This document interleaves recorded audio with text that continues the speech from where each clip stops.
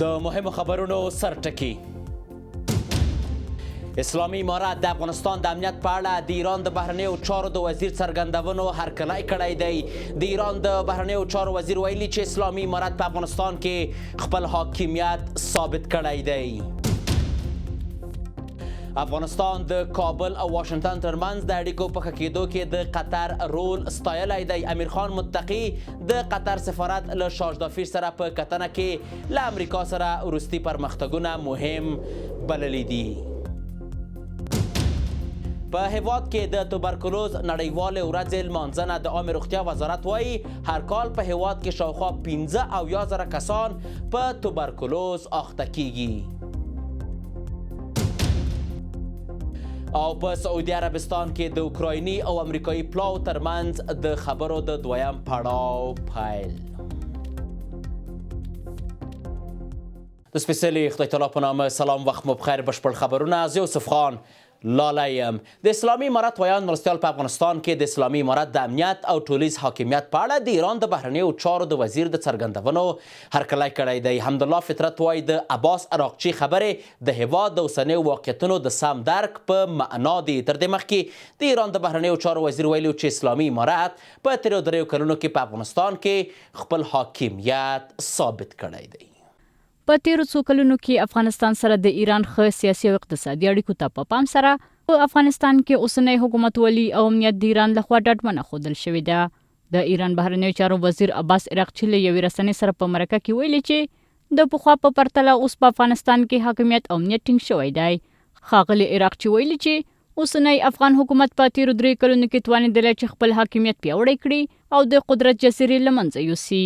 اسلامي امارت د ایران د بهرنیو چارو وزیر د دې څرګندونو هرکلی کړی او ویلي دي چې دا خبرې د افغانستان له اوسنیو واقعیتونو د سم درک په معنا دي. د ایران اسلامي جمهوریت د بهرنیو چارو وزیر ښاغلي عباس عراقچي د وروستیو مثبتو څرګندونو چې د افغانستان په اړه کړي دي هرکلی کوو او تاییدوي د فصل کې د افغانستان د شته واقعیتونو د سم درک په معنا ده او دا یو واقعیت چې په افغانستان کې یوه واحده سیاسي واکمني موجوده ده چې د افغانستان پر ټوله جغرافیه باندې بشپړ حاکمیت لري. د ایران بهرنیو چارو وزیر محمد جواد ظریف ویلي چې ایران د افغانستان اوسنی حکومت په رسمیت نه پیژني او افغانستان ته یې وروستی سفر افغانستان سره د ځینو ګډو ستونزو د حل لپاره و. نشهیي توکي، کډوالي، سرحدي امنیت، فارسي ژبه، سوداګري او د اوبو موضوع په اړه بحثونه هغه موضوعات دي چې د ایران د بهرنیو چارو وزیر کابل ته د خپل سفر موخه د بحث لپاره بیان کړي دي. از این وضعیت کنونی امنیتی کشور ما باید کشورهای همسایه ما منطقه و جهان نیز استفاده نمایند و امیدوار هستیم که اظهارات وزیر خارجه جمهوری اسلامی ایران بالای دیگر کشورهای همسایه ما نیز تاثیرات خودش را داشته باشد. ایران همواره در مورد مسائل افغانستان منفعت کشور خودش شنیده. ایرانی ها در 50 سال در مشکلات افغانستان به شکلی از اشکال دخیل بوده، همواره منفعت کشور خودش شنیده، نه به مناسبات و منافع مردمان در کشور. ښاغلي عراقچي ویلي چې ترهګري په ځانګړې توګه په افغانستان کې د داعش شتون د سیمې او ایران امنیت یو جدي ګواښ دی او دا موضوع د ایران پاملرنې په محراق کې ده. خو اسلامي امارت په ځلونو ډاډ ورکړی چې په هیواد کې د ترهګرو ډلو شتون یا فعالیت نشته او ویلي دي چې د افغانستان خاوره د هیڅ هیواد لپاره ګواښ نه ده. د بهرنیو چارو وزارت سرپرست امیر خان متقي د قطر سفارت له شاج دافیر سره د دواړو هیوادونو د دوه اړخیزو اړیکو او اسلامي امارت او امریکا ترمنځ په اړیکو کې د وروستیو پرمختګونو په اړه خبرې کړي دي. د بهرنیو چارو وزارت د عامه اړیکو رئیس وایي چې په دې کتنه کې ښاغلي متقي له امریکا سره وروستي پرمختګونه مهم بللي او په دې برخه کې د قطر له همکاریو څخه قدرداني کړې. د بهرنیو چارو سرپرست وزیر امیر خان متقي پرون په کابل کې د قطر د سفارت د شاج دافیر مورد فلقاشوتي سره وکتل او خبرې اترې وکړې. د بهرنیو چارو وزارت د عامه اړیکو رئیس ضیا احمد تکل روښانه کړه چې دواړه خواو د دوه اړخیزو اړیکو د امریکا سره د اسلامي امارت د اړیکو په وروستیو پرمختګونو او نورو مسایلو خبرې وکړې.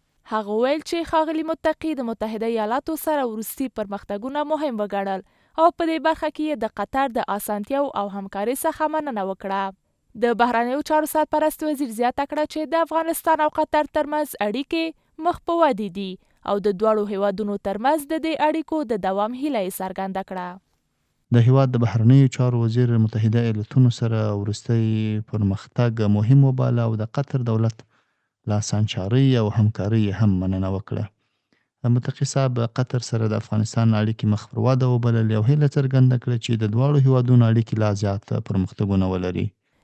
په ورته وخت کې د قطر سفارت شارټ ظفیر د بهرنیو اړیکو په برخه کې د اسلامي امارت پرمختګ مثبت ګڼلی او له افغانستان سره د خپلو هیواد پر دوامداره همکاري ټینګار کړی دی.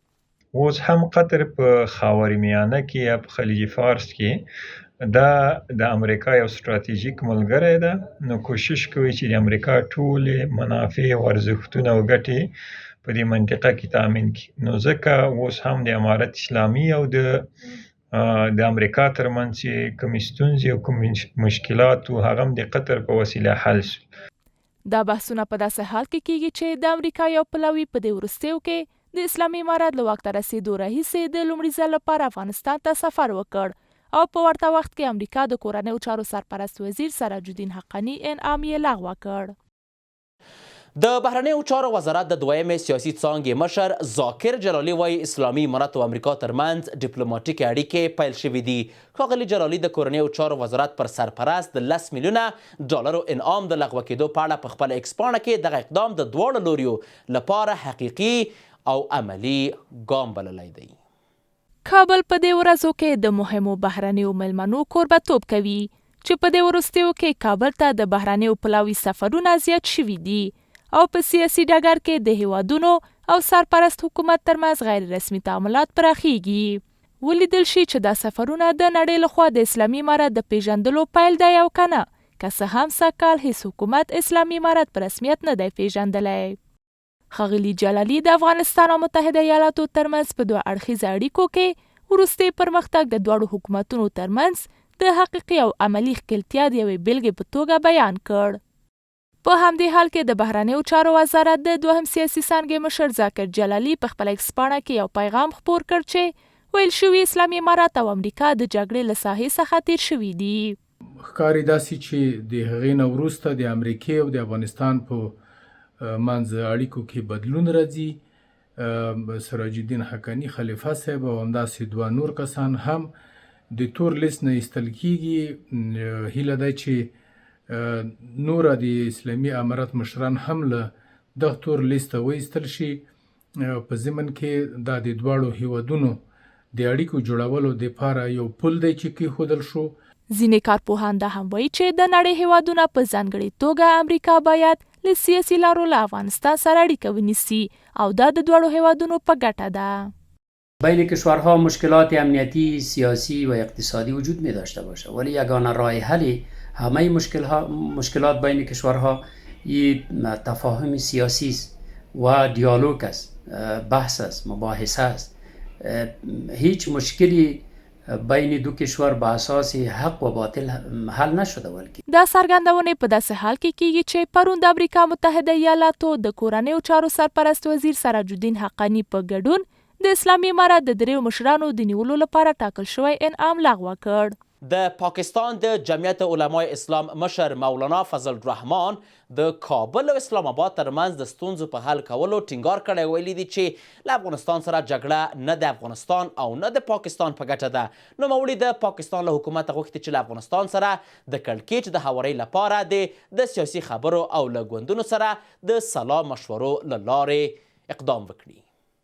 د پاکستان د جمعیت علماء اسلام مشر مولانا فضل الرحمن له سما رسنۍ سره په یو مرکه کې ویلي چې له افغانستان سره جګړه نه د افغانستان په ګټه ده او نه د پاکستان.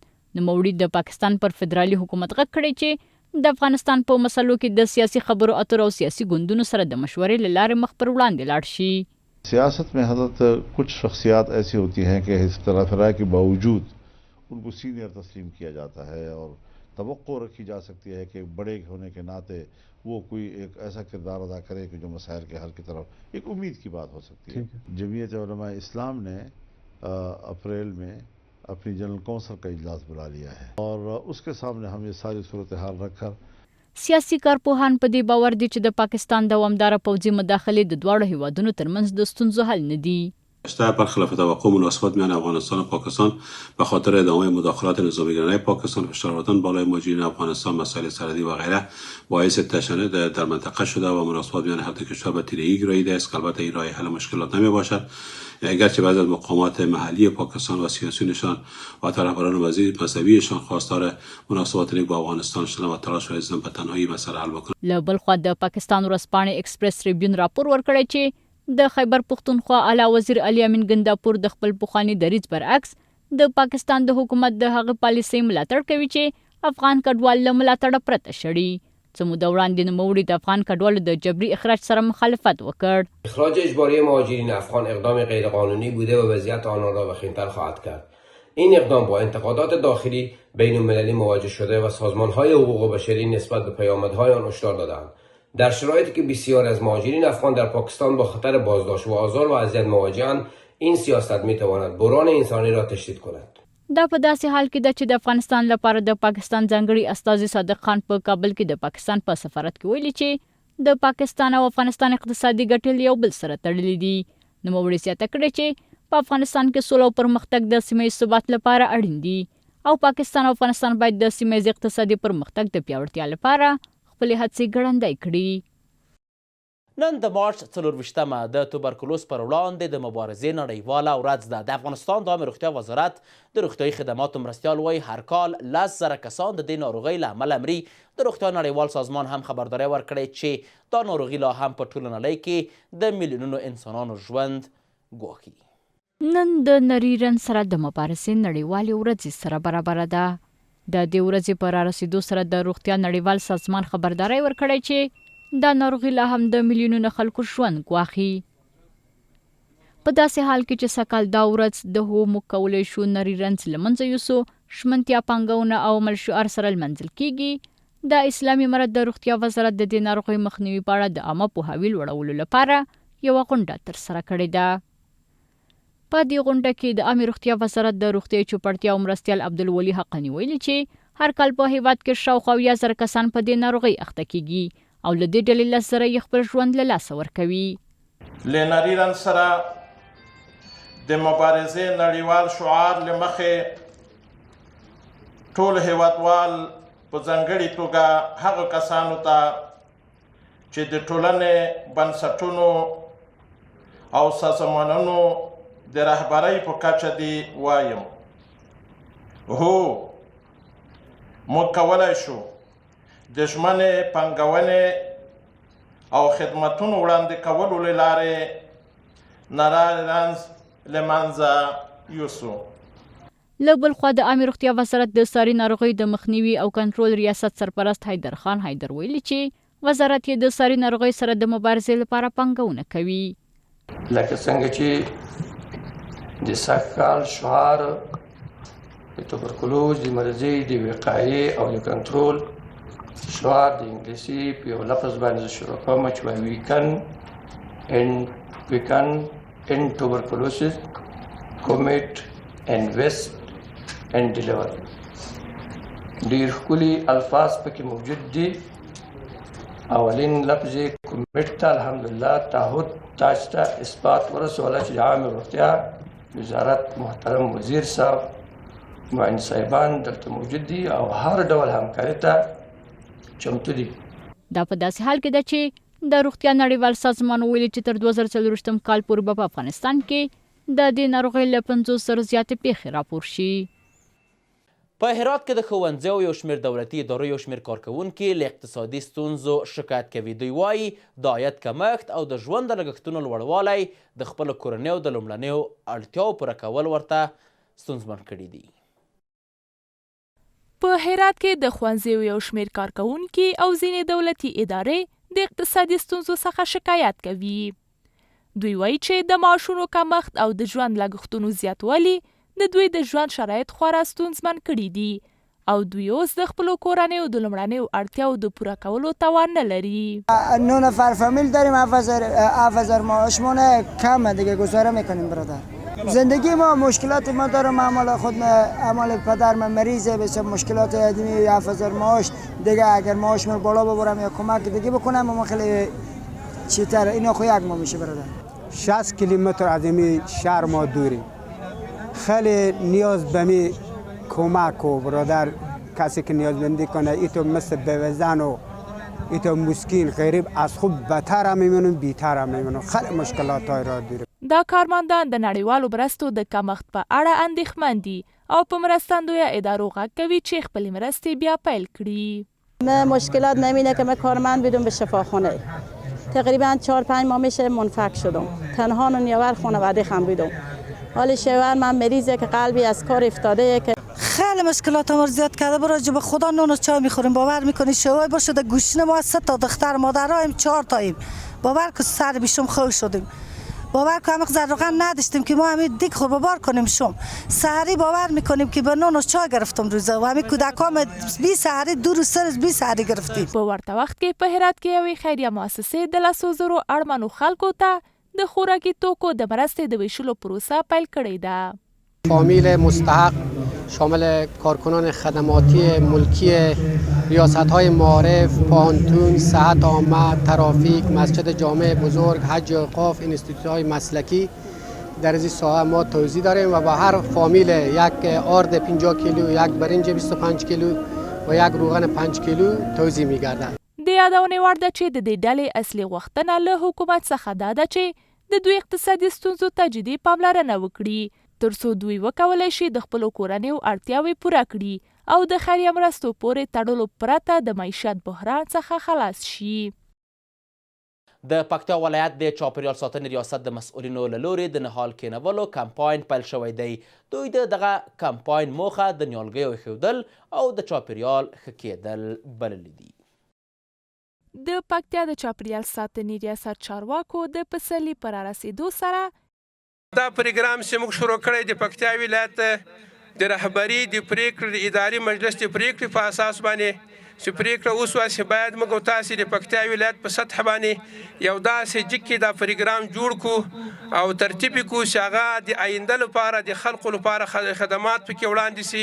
موږ مسده په ټول هیواد کې 14 میلیونه پروګرام لرو چې هم وزارت زراعت هم همکار مؤسساتو په تور باندې یا د داسې شرکتو په سلسله باندې د دې ولایت د کرنې ریاست سره په همغږۍ د نیالګیو کینولو کمپاین پیل کړ. دوی وایي چې د دې کمپاین هدف د هیواد شنه کول او د ککړې هوا سره مبارزه ده. مګه پوره چمتوالی او د ټول امارت الحمدلله ټول ظرفته ادارات حتی اجرایه قوه هم لا په دې باندې مکلفه سوې ده. احکام ورته راغلي دي چې د ځنګلونو حفاظت به کېږي. هغه څوک چې ځنګلونه قطع کوي، هغه څوک چې ځنګلونو قاچاق یې کاوه، دا به د یو رسمي جرم په حیث باندې ثبتېږي. دغه ونې دي چې د موږ د پکتیا آب و هوا به ورسره ښه کېږي، مرطوبه کېږي، به د موږ به صحت ورسره برابرېږي، د موږ به سیاحت ورسره برابرېږي، د موږ به اقتصاد ورسره ښه کېږي، د موږ به هغه چاپېریال ساتنه ورسره کېږي او د موږ به دغه چاپیریال ورسره ښایسته کېږي. د کرنې اوبو لګولو او مالدارۍ مرستیال وزیر صدر اعظم عثماني چې په دې پروګرام کې یې ګډون کړی و یادونه یې وکړه چې دوی به په ټول هیواد کې شاوخوا 14 میلیونه نیالګي کینوي. د خبرونو دوام د یوې لنډې دمې وروسته. درنو لیدونکو د 8 بجو خبري ټولګه پر همدې ځای پای ته ورسېده. تر بیا کتو په الله پاک مو سپارم. ښې چارې.